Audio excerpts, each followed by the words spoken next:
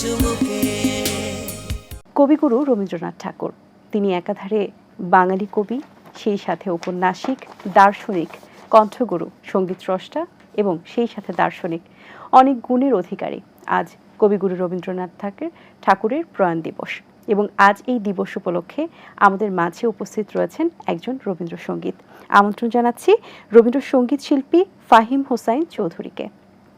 শুভ সকাল স্যার, কেমন আছেন? আপনাকেও এবং শ্রোতাদের শুভ সকাল। স্যার, আপনাকে অসংখ্য ধন্যবাদ আমাদেরকে আজকে সময় দেওয়ার জন্য। আমরা যেটি বলছিলাম, আজ কবিগুরু রবীন্দ্রনাথ ঠাকুরের প্রয়াণ দিবস।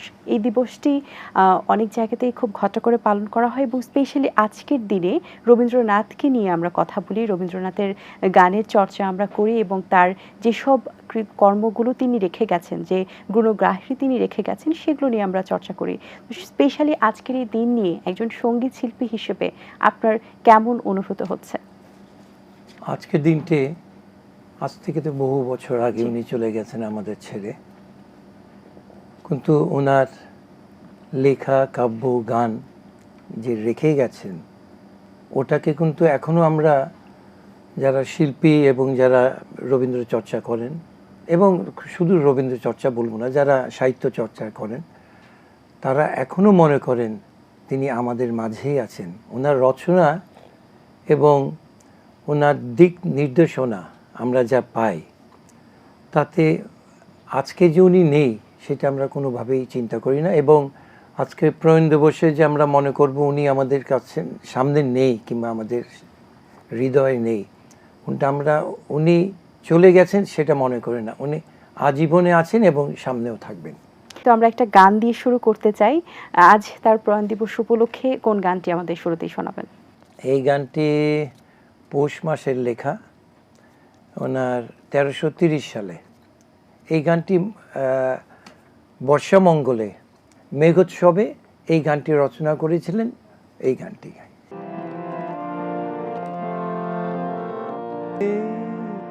জীবন মরণে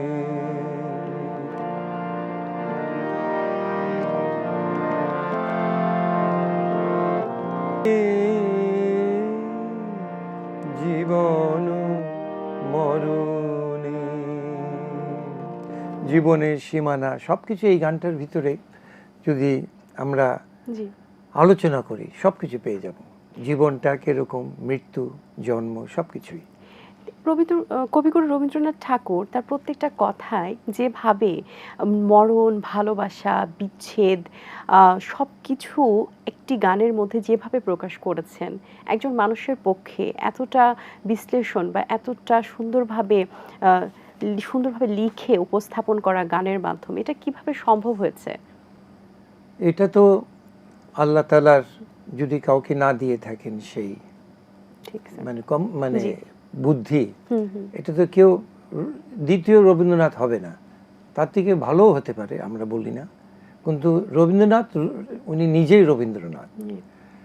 ওনার দেখেন, ওনার কন্যা মারা গেল, সন্তান মারা গেল, ছেলে, তারপরেও কিন্তু সেই চিন্তার থেকেও তিনি অনেক সুন্দর সুন্দর গান রচনা করেছেন।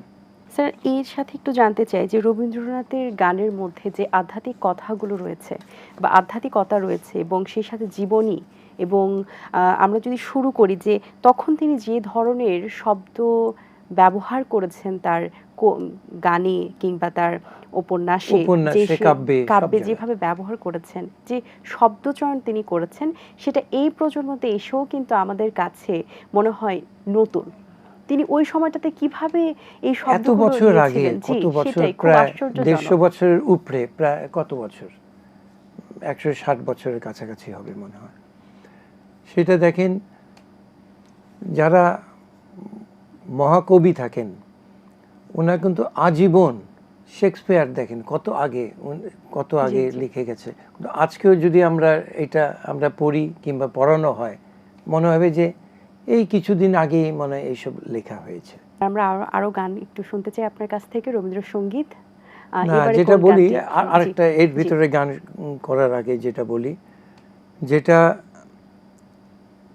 সরকারের থেকে, এটা না বললেই না, এই সঙ্গীত চর্চা শুধু রবীন্দ্রসঙ্গীত না, সাহিত্য চর্চা, সঙ্গীত চর্চা, সাংস্কৃতিক অঙ্গনের যতগুলি দিক আছে, আমি আশা করব যে মন্ত্রণালয় আরও আমাদের সাহায্য করবেন, আমরা জানি আরও এগিয়ে যেতে পারি। আমরা কোনো ফাংশন করতে গেলে কিন্তু আমরা করতে পারি না, কেন আমরা হল বুক করব, আমরা সেখানে হল পাই না। শিল্পকলাতে হওয়া উচিত। আমার এখনকার দিনে শ্রোতা খুব কম থাকে, তো যে জন্যে আপনার ছোট ছোট অডিটোরিয়াম করতে হবে। এই ফাঁকে জিনিসটা বলে নিলাম। জি। নয়ন ছেড়ে গেলে চলে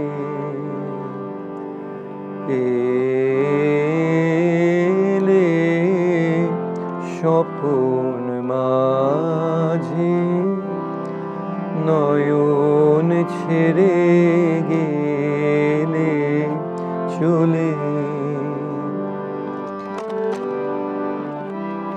তোমায় আমি হারাই যদি, তুমি হারাও না, হারাও না, হারাও না যে, নয়ন ছেড়ে গেলে চলে।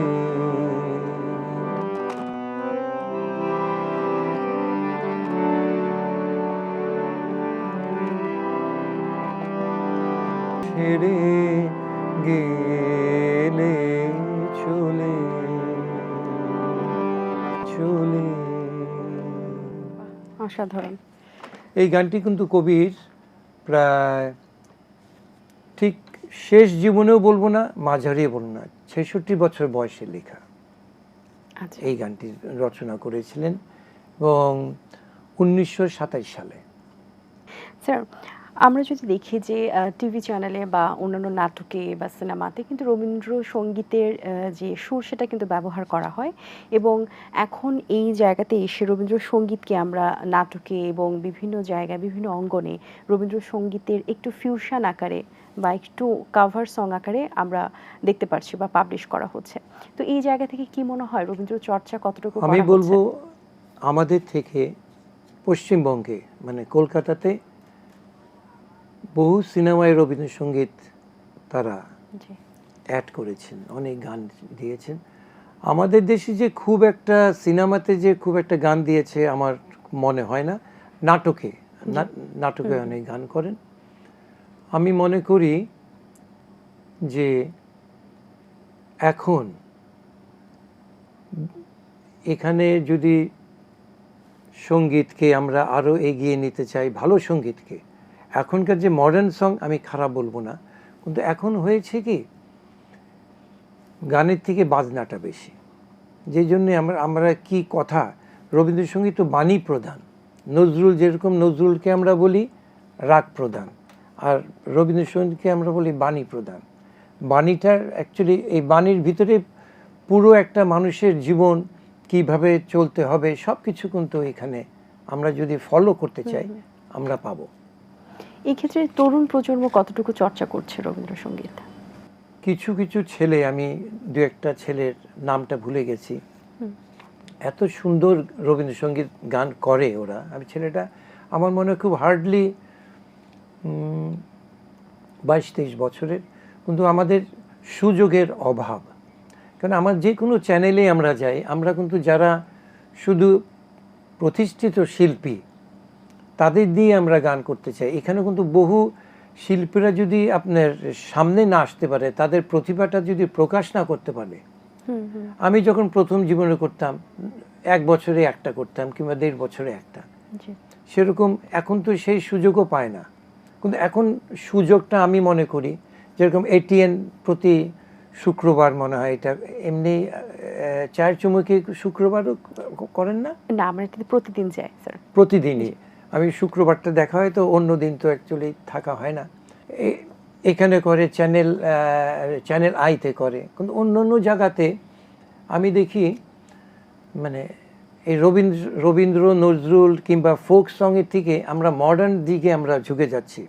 রবীন্দ্রসঙ্গীত আমি ওই যে ফিউশন যেটা কথা বললেন আপনি, আমি বলবো ফিউশন কিন্তু মানে রবীন্দ্রনাথ উনি মানা করেননি, উনি বলেছেন কাঠামোটা তুমি ঠিক রেখো।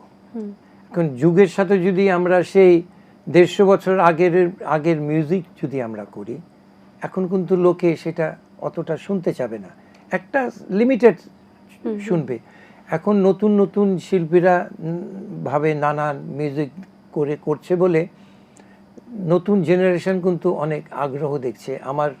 আমার মনে হয় ভবিষ্যৎ, আমি মানে আশাবাদী, আমি সবসময় আশাবাদী। কিন্তু একটা জিনিস বলি, ছেলের সংখ্যা খুব কম,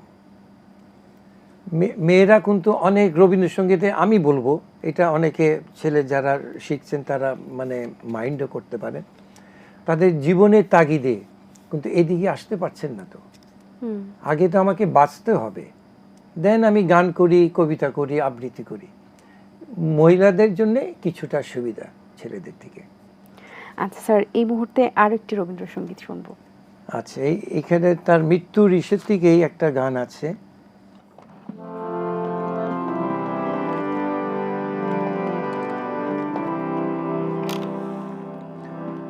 জীবন যখন শুকায় যায় করুণা ধারায় এসো, সকল মাধুরী লুকায় যায় গীত সুধারসে এসো, জীবন যখন শুকায় যায়, কর্ম যখন প্রবল আকার গরজে উঠিয়া ঢাকে চারিধার, হৃদয় প্রান্তে হে জীবন না শ্রান্ত চরণে এসো, জীবন যখন শুকায় যায় করুণা ধারায় এসো।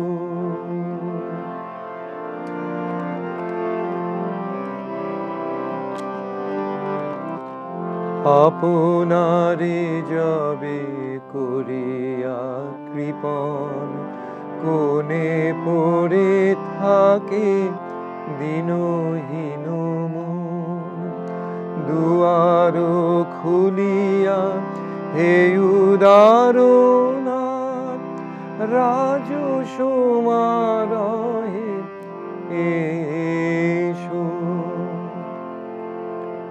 বাসনা যখন বিপুল ধুলায় অন্ধ করিয়া অবোধ ভুলায়, ও হে পবিত্র হে অনিদ্র রুদ্র আলোকে এসো, জীবন যখন শুকায় যায় করুণা ধারায় এসো। যেমন বাণী তেমন সুর। স্যার, আমার একটি শেষ প্রশ্ন আপনার কাছে। রবীন্দ্রসঙ্গীতের প্রতি তো ভালো লাগা ভালোবাসা সকলেরই আছে, আপনার ভালোবাসাটা কবে থেকে শুরু হয়েছিল এবং কেন?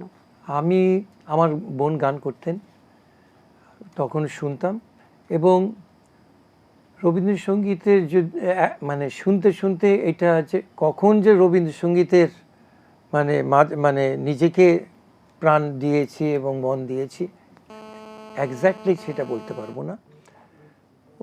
এইটার আমি বলবো যে রবীন্দ্রসঙ্গীত যে একবার সুন্দরভাবে সঠিকভাবে শুনতে চাবে, মন দিয়ে শুনবে, সে কোনোদিন রবীন্দ্রসঙ্গীত থেকে বাইরে যেতে পারবে না। তেমন নজরুল গীতেও তাই, আমি কোনোটাকেই খাটো বলবো না, কিন্তু আমাকে রবীন্দ্রসঙ্গীতের মানে আমি চলে আসছি। আমার বোন যেহেতু রবীন্দ্রসঙ্গীতও করতেন, সেই থাকতে একদম স্কুল লেভেলে। স্যার, যাবার আগে আমাদের এই প্রিয় দর্শক শ্রোতা এবং তরুণ প্রজন্ম যারা আছেন তাদের উদ্দেশ্যে কিছু বলবেন। আমি তরুণদের এবং সকলকে বলবো, শুধু জি। তরুণদের বললে চলবে না তো। আমাদের ভালো মানুষের খুব অভাব, আমাদের খুব সচেতনভাবে চলতে হবে, দেশকে এগিয়ে নিতে হবে, মন্দকে মন্দ বলতে হবে। এবং সবচেয়ে বড় জিনিস বলবো, আজকে আমি যেটা দেখি, আমাদের পিতা মাতারা আজকে নেই, এখনকার যারা সন্তানদের পিতা মাতা, তারা বাচ্চাদের ঠিক সময়টা দিতে পারে না, যে কোনো কারণে। স্কুলে যাবে, আসার পরে কোচিংয়ে যাবে। কিন্তু আমি বলবো, জীবনটা সুন্দর করতে হলে একটা ডিসিপ্লিন লাইফ, জি। ছোটকাল থেকে যদি কেউ কাউকে না শিখিয়ে দেয় এবং ঘরের থেকে যদি না শেখে, কেউ আমি আপনি কেউ শেখাতে পারবে না। একটা পরিবার থেকেই একটা বাচ্চাকে শেখাতে হবে। আপনারা বাচ্চাদের ভালো মতো শেখাবেন, যে যে ধর্ম করেন ঠিক ধর্মটাও ছোটকাল থেকে তাদের কথা বলবেন ধর্ম করার জন্যে, এবং ভালো মানুষ হবার চেষ্টা করার জন্যে। সকলেই আমরা একসাথে, বৃদ্ধ, যুবক, বাচ্চা, সকলেই আমরা চেষ্টা করব দেশকে আরও এগিয়ে নেবার জন্য। অবশ্যই স্যার, অসংখ্য ধন্যবাদ আপনাকে আবারও। আপনাকেও ধন্যবাদ, এটিএনকে ধন্যবাদ। আজকে বহুদিন পর আসলাম, ভালো লাগলো। ভালো থাকবেন স্যার, শুভকামনা রইল। দর্শক, আশা করছি আয়োজন ভালো লেগেছে। আজ এই পর্যন্তই, দেখা হবে আগামী পর্বে নতুন কোনো অতিথির সঙ্গে। সেই পর্যন্ত ভালো থাকবেন, সুস্থ থাকবেন, এটিএন বাংলার সাথেই থাকবেন। সকলকে আল্লাহ হাফেজ। দিন আসে দিন যায়, সময়টা চলে যায়, তবু আছি এই বেশ ভালো। জীবনটা রঙময়, যেভাবেই হওয়া চাই, নয় কভু সাদা কালো। এই আশাতে স্বপ্ন ভাসে, সুখ হাসে চোখে মুখে, চায়ের চুমুকে।